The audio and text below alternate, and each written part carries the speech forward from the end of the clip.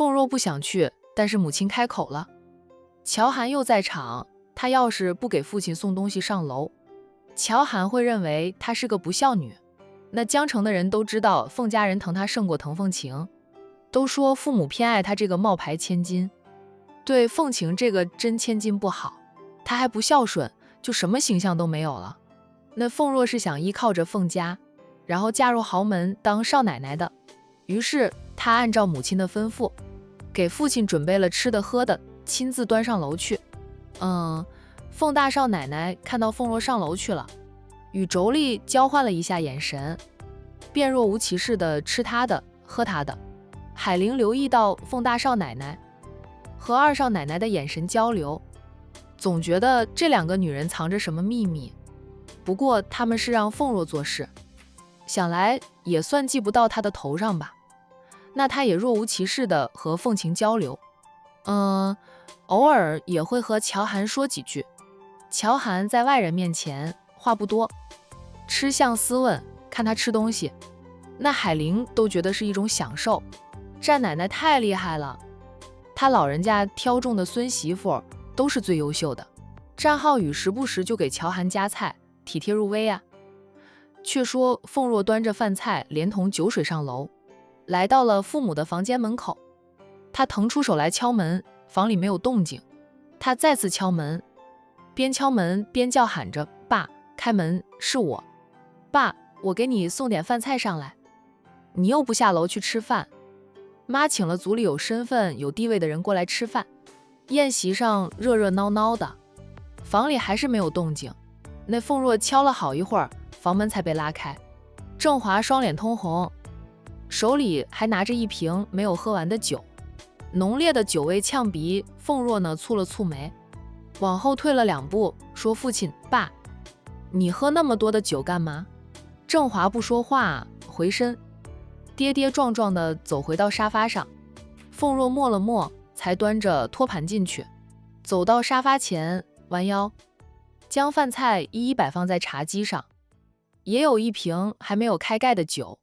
他边将那瓶酒放在茶几上，边说道：“妈叫我给你送饭，这酒是今晚待客用的，都是好酒，比爸现在喝的那瓶好多了。”郑华说道：“爸不过是上门的，要身份没身份，要地位没地位，要钱没钱，要权势没权势，能有张床睡，有碗饭吃就不错了，哪里敢要求喝什么好酒？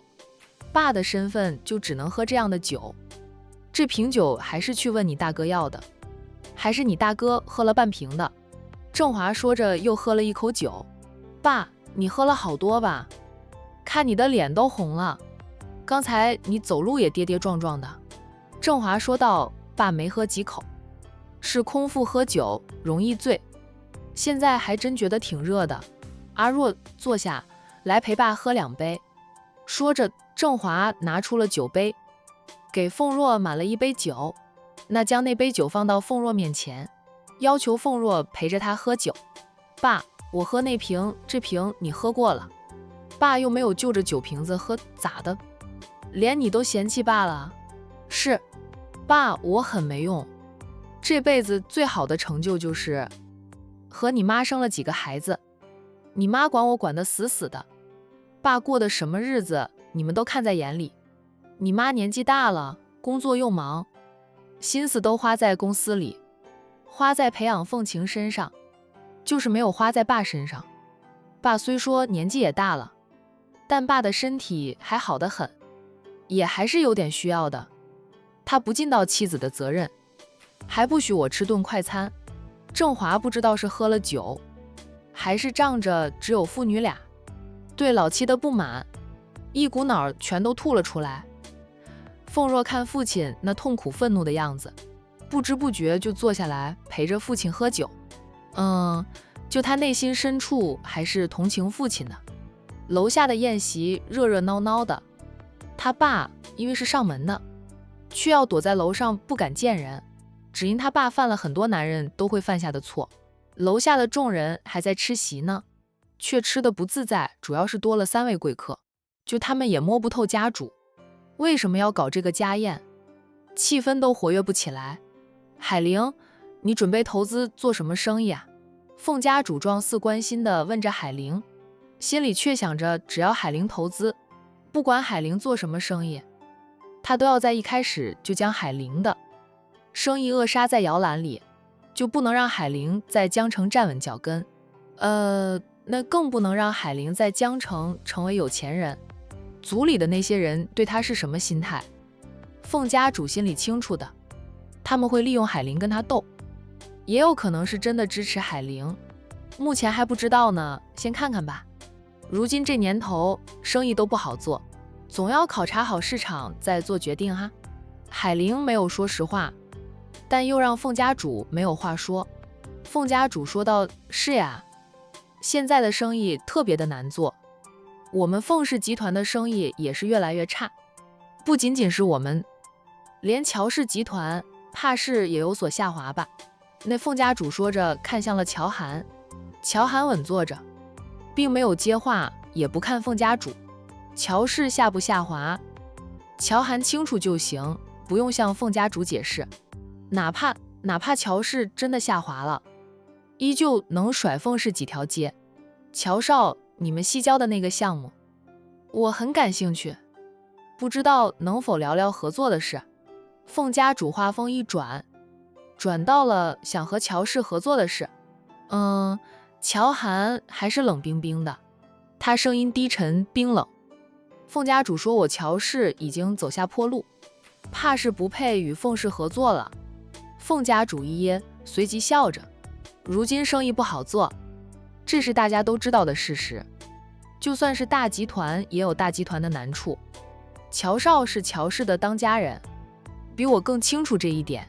不过就算乔氏有所下滑，也还是我们江城商界的龙头老大，是我们这种小集团比不了的。乔涵没有回应凤家主，只是端起了酒杯向凤晴举了举杯。凤晴亦端起酒杯与乔涵碰碰杯，然后两个人一饮而尽。战浩宇又给乔涵夹菜，温声说道：乔涵，你别只顾着喝酒，要多吃点菜，免得醉了。乔涵放下酒杯，在他旁边的海玲随手拿起酒壶又给他满了一杯。那海玲也给自己满了一杯酒。海小姐可以了解一下我们乔氏在江城西郊的那个项目，若是有兴趣，欢迎合作啊。乔涵拒绝与凤氏合作，转身却邀请着海玲投资合作，这让凤家主的老脸有点难看。在座的人精算是看明白了，战三少爷和乔少都是给海玲撑腰的，他们是没有听说过海玲有多大本事，但架不住海玲背后站着几大豪门，她亲妹妹又是战家的大少奶奶，有的是资本给海玲投资。只要海玲有足够的勇气及眼光，是不用愁没有资本下场的。那些被凤家主压制着又有点小本事的族人，开始在心里打着小九了。海玲笑着，只要是能赚钱的项目，我都有兴趣。明天乔少方便吗？我去拜访一下。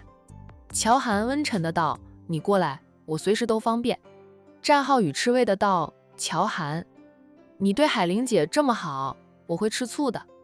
我过去的时候，你总是说你好忙，懒得搭理我。海玲姐一去，你就说随时都方便。乔涵斜睨着他：我和海玲姐投缘。凤晴也笑：我也觉得我和海玲挺投缘的。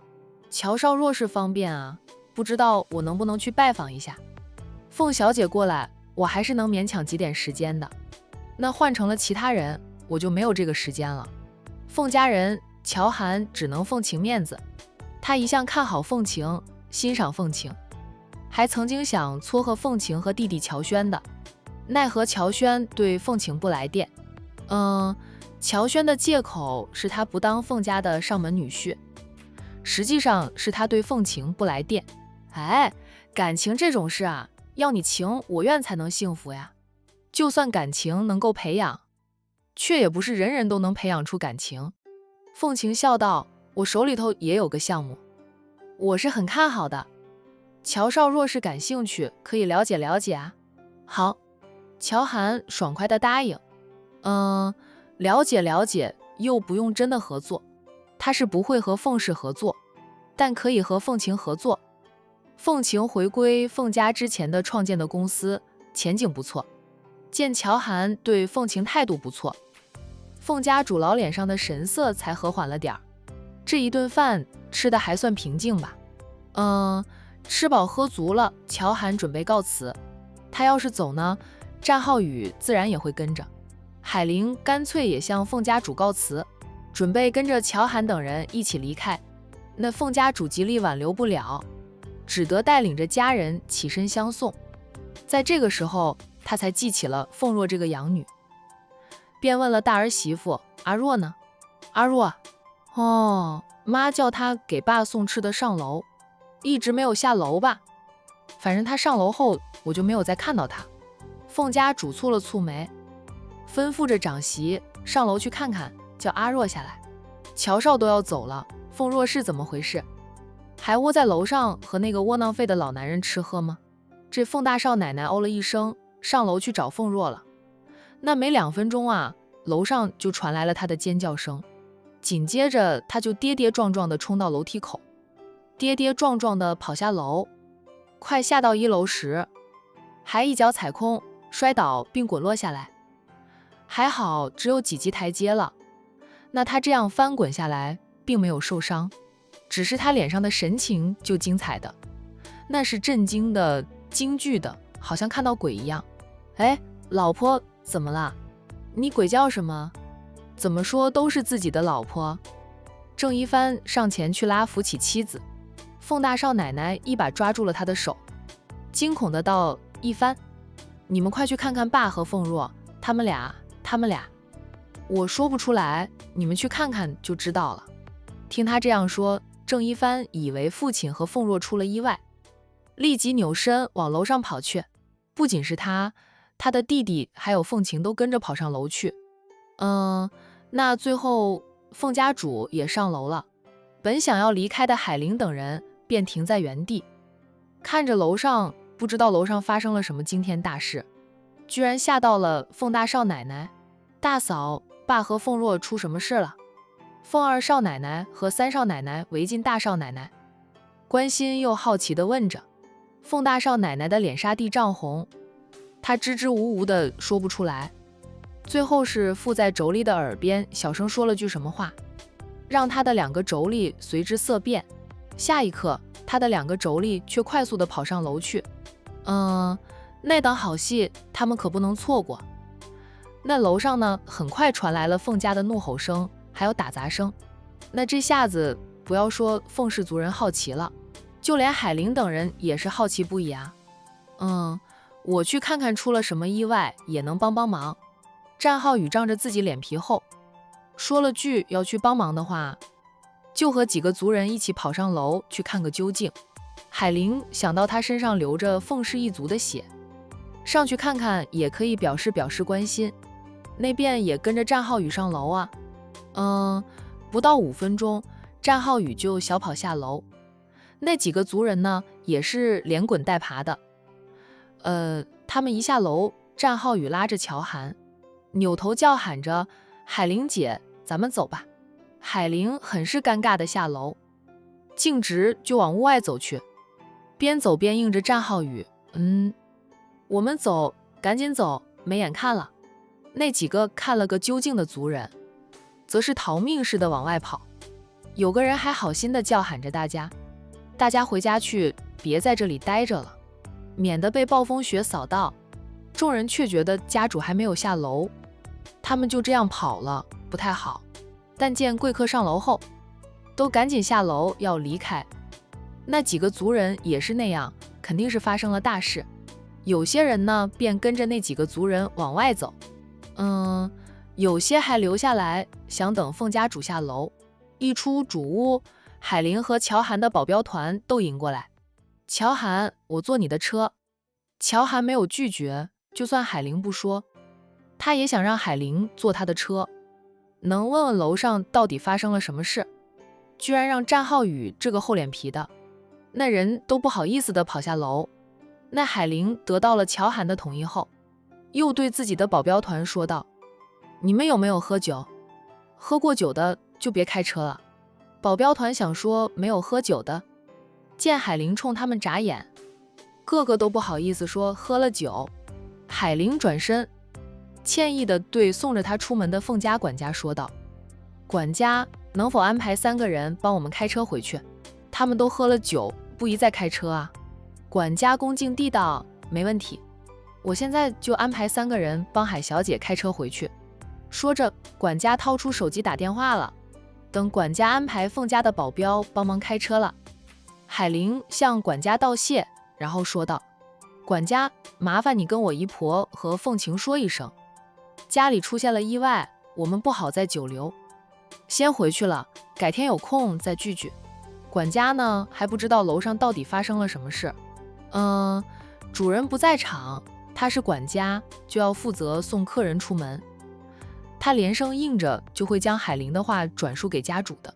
海玲坐上了乔涵的车，他的保镖团则和乔涵的保镖团挤几辆车，然后他的车子就让凤家的保镖开着走。战浩宇此刻特别羡慕海玲，却也知道此刻不宜吃醋，先离开凤家再说。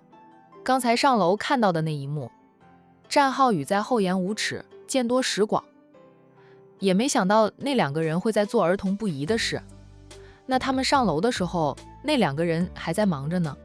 车子驶出了凤家大宅后，乔涵才好奇地问着海玲：你和战浩宇他们上楼看到了什么？凤家主的丈夫出意外了。是出意外了，天大的意外。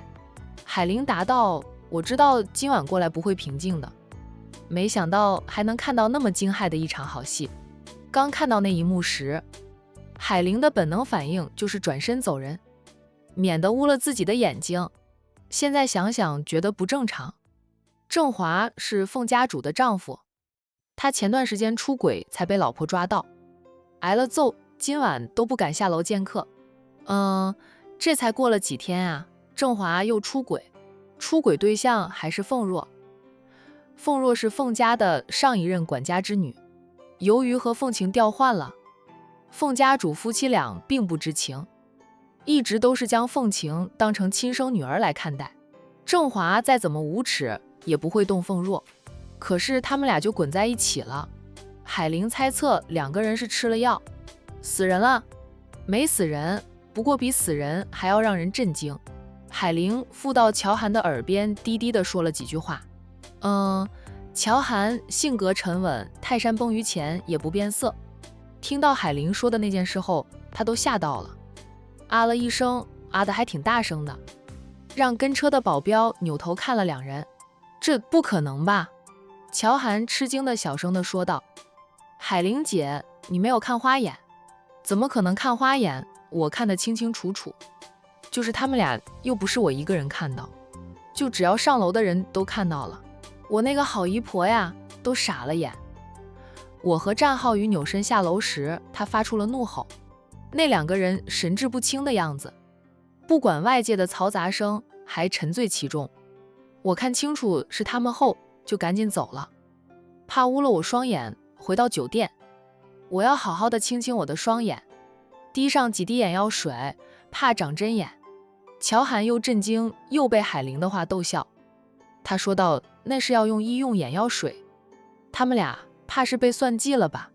凤若爱慕的人是他，郑华再禽兽也不会动凤若，哪怕凤若不是他的亲生女儿，却是被当成亲生女儿养大的，被算计的可能性很大。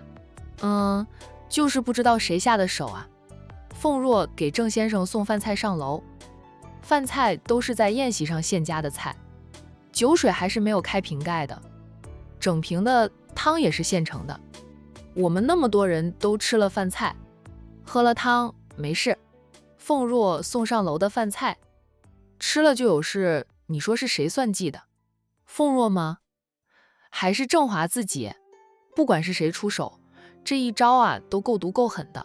海玲说完后想了想，自嘲的笑，跟他们这些人来比，我既不毒也不狠。那如果上位需要用这样的手段，海玲还真做不到，就他宁愿将凤家主之位让给凤晴。乔涵沉思地道：不会是他们自己。也不可能是凤家主，一怀疑不到我们头上。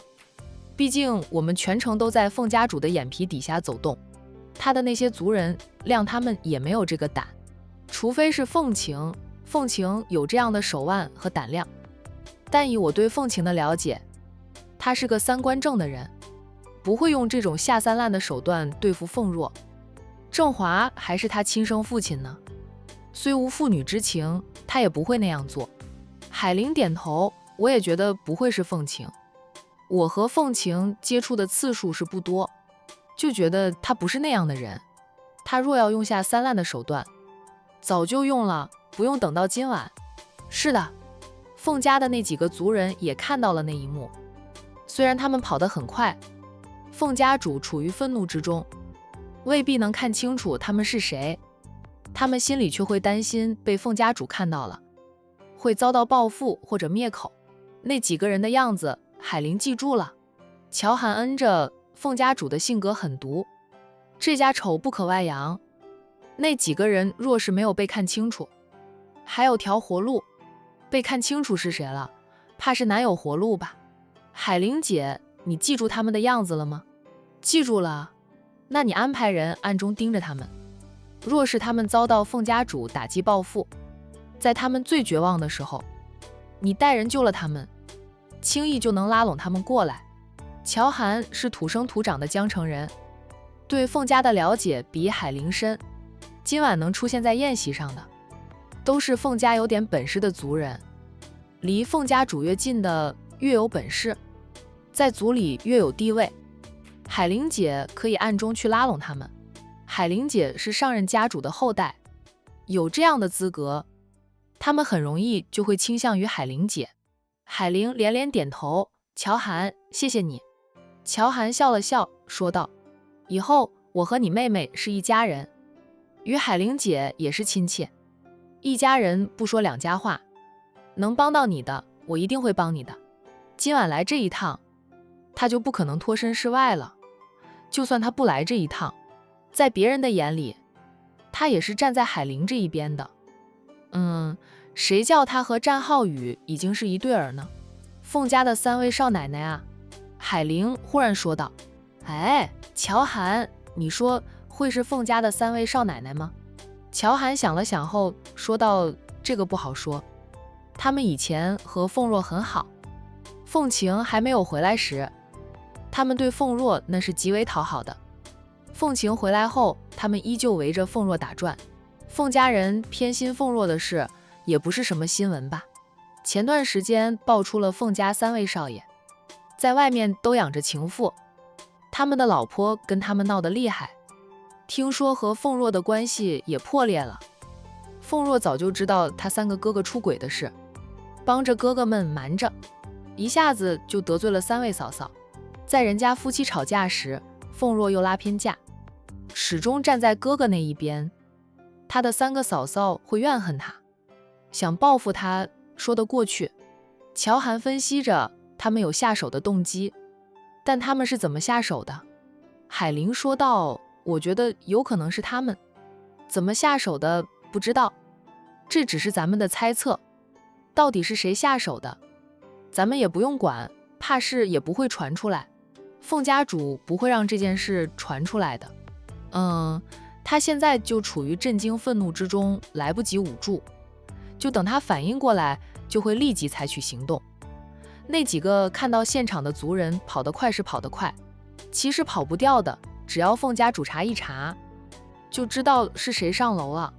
海玲敢说，明天凤家主会第一时间去找他，叮嘱他不要往外说。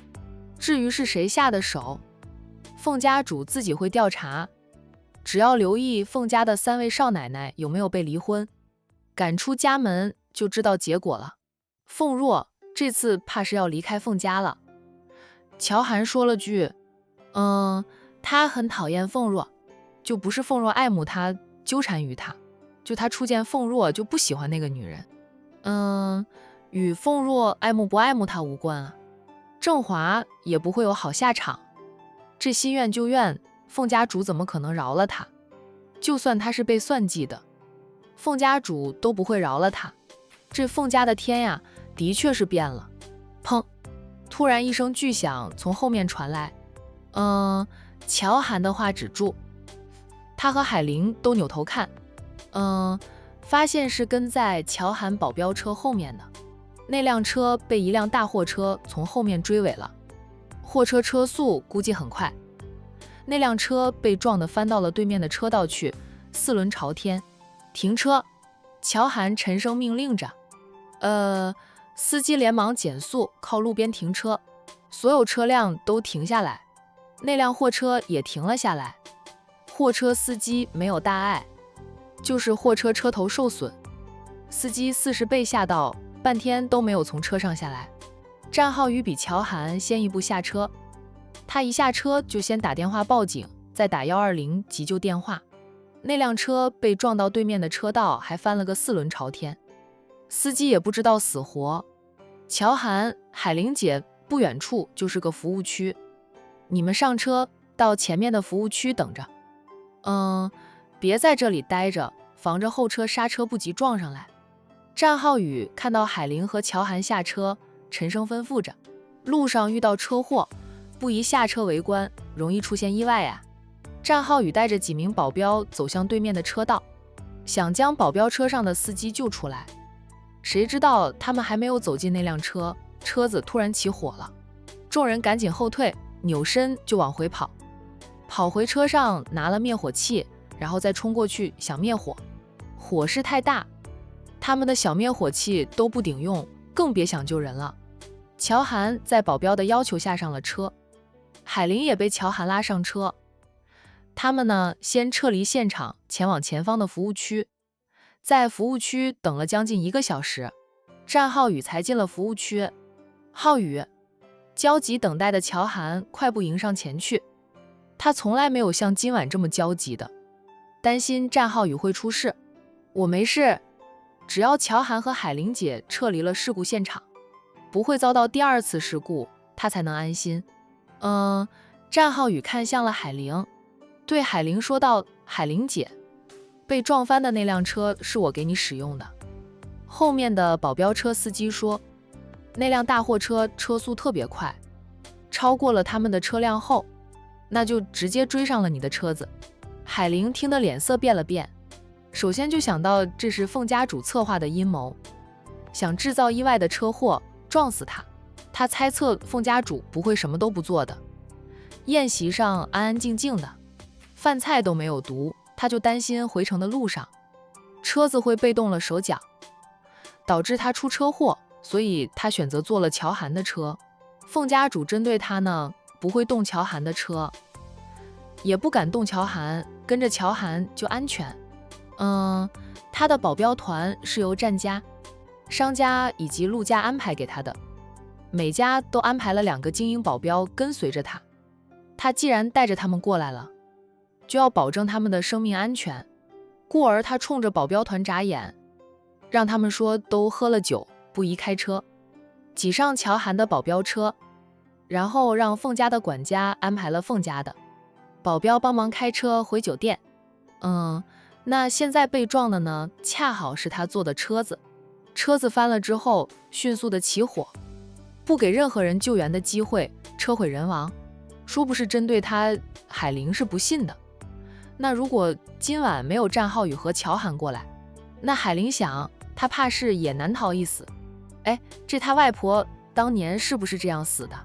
凤家的那名保镖被烧死了。战浩宇低沉地道：我们没有救援的机会，火势太大，起火也太快。海玲姐，我们先回去，在这里说话不方便，在凤家主请海玲过来吃饭。战浩宇和海玲都知道这是鸿门宴，离开凤家大宅了，满以为就结束了。没想到是在路上等着海玲呢。如果没有郑华和凤若的事，让大家乱成一团，海玲不一定能成功脱身。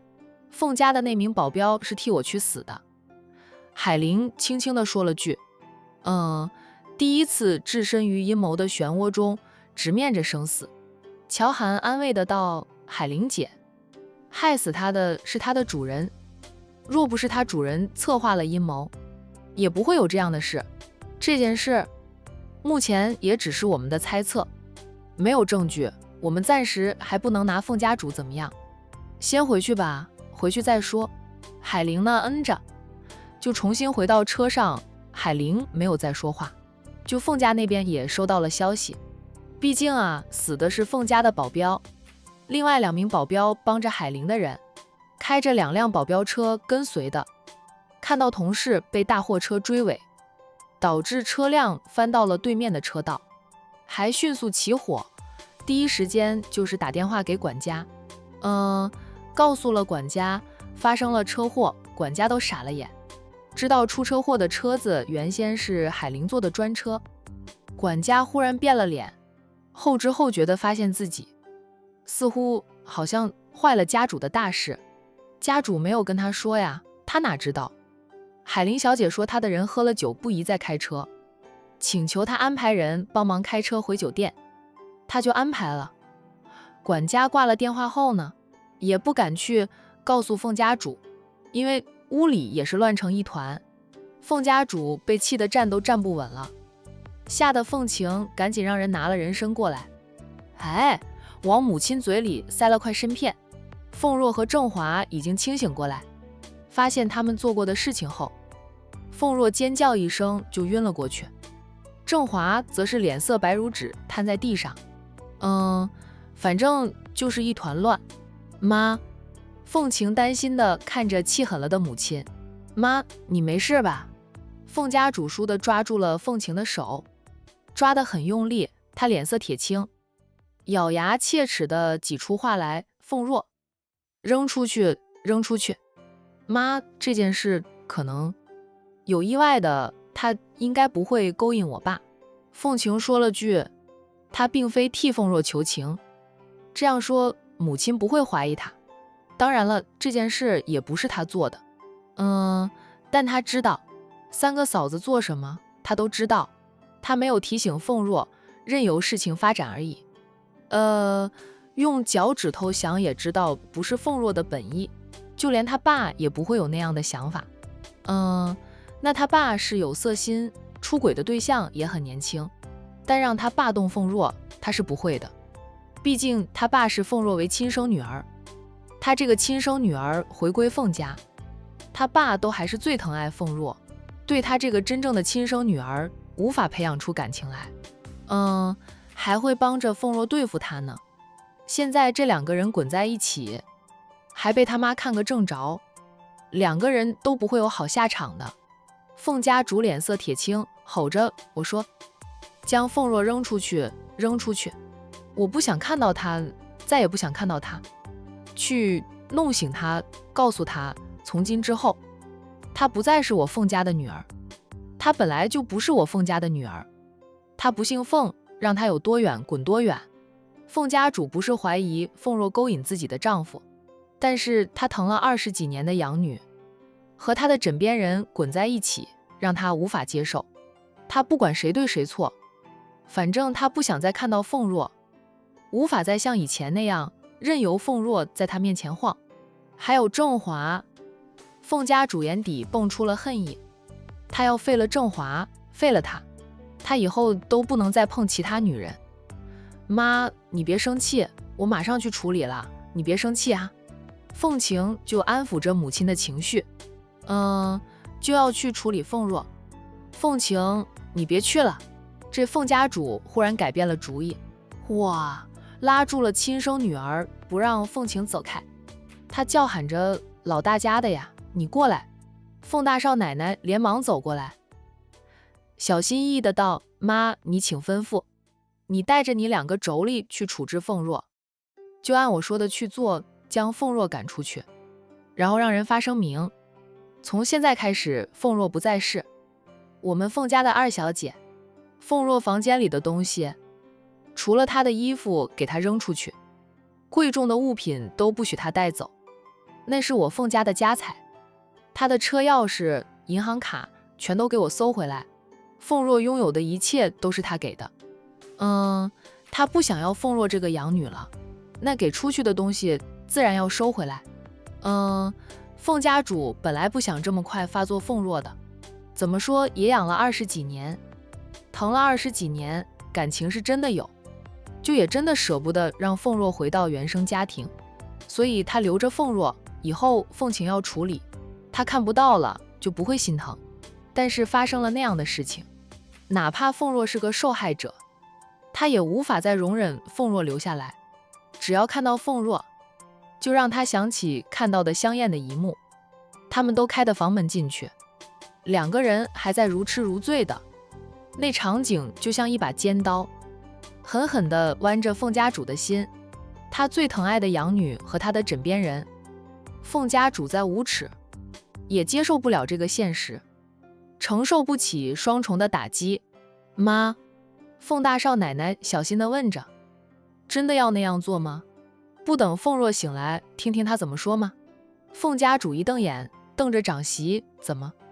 妈现在说话不管用了，妈让你们做什么就做什么，马上去做，你不做就收拾东西滚出去。凤大少奶奶吓了一跳，赶紧应着，妈，我去，我们马上去办，你老别气了，气坏了身体不值得啊。凤大少奶奶朝两个妯娌使眼色，示意两个人跟着她去处置凤若。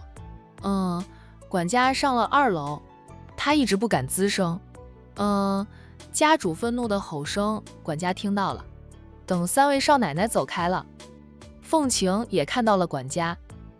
妈，别气了，先喝杯水吧。凤晴端起水杯给母亲，让母亲喝了半杯水。放下水杯后，他见母亲神情还是那样的愤怒，只得走向管家，低声问着：怎么了？大小姐，海玲小姐回去的路上发生了车祸，她的那辆车被撞翻，起火，车毁人亡。什么？凤晴的脸色巨变，管家赶紧解释：大小姐，海玲小姐没事，海玲小姐坐乔少的车离开的，她的保镖也都喝了酒，不宜开车，所以她的车子是让我们家的保镖帮忙开回去。毁的车是海玲小姐的，但死的人却是我们的人。管家看了家主几眼，小声地对凤晴说道：大小姐，这件事要不要跟家主说一声？听到海玲没事，凤晴的脸色才好一点。她低声吩咐着：我等会儿看着情况跟妈说一声。你派人过去处理车祸事宜了吗？那死亡的是谁啊？通知他的家人过来，该给的赔偿要给。管家低声答道：我已经派人过去处理了。那人父母双亡，还有一个弟弟，弟弟刚大学毕业，也在我们江城工作。通知他弟弟过来。管家点点头，我现在就去联系他的弟弟过来。管家再次看向了凤家主，欲言又止的。凤晴低声吩咐，让他们先回去。今晚发生的事，不管知不知情的，一律不准往外说。是，事实上，管家都还没有弄清楚，楼上到底发生了什么事，为什么家主那样生气呢？刚才他听到家主说要将凤若小姐赶出去，就让凤若小姐回归她的原生家庭。家主一向疼爱凤若小姐，在大小姐回归后，都舍不得让凤若小姐离开。今晚发这么大的火，坚持要赶凤若出去，还说要没收凤若拥有的一切。凤若小姐到底犯了什么错事？那凤若小姐不是给郑先生送饭菜上楼的吗？能发生什么事呀？管家不敢问啊。大小姐吩咐他做什么，他就做什么呀。管家走后，凤晴先打电话给海玲，关心地问过海玲的情况后，又向海玲道歉。海玲理解地道：凤少主先处理家事，那个保镖是因我而死，他的家人过来帮他办理后事时，我也要过去向他的家人感谢，并表达我的愧疚，赔偿由我来赔吧。要不是我的保镖喝了酒，不宜开车，我让管家帮我安排他开车，他也不会发生这样的意外。凤晴说道：这是意外，不是你的错。